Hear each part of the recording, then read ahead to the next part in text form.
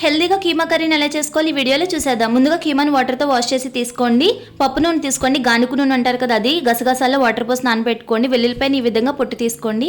అల్లంని చిన్న చిన్న పీసెస్గా కట్ చేసుకుని మిక్సీ జార్లో వేసేసుకోండి. వెల్లుల్లిపాయలు, నానబెట్టుకున్న గసగసాలు, చెక్క, యాలక్కాయలు, లవంగం ఇవన్నీ వేసి మెత్తగా పేస్ట్ పట్టుకోండి. ఈ విధంగా ఇప్పుడు కళాయి పెట్టేసుకుని ఆయిల్ యాడ్ చేసుకుని వెల్లుల్లిపాయలు యాడ్ చేసుకోండి.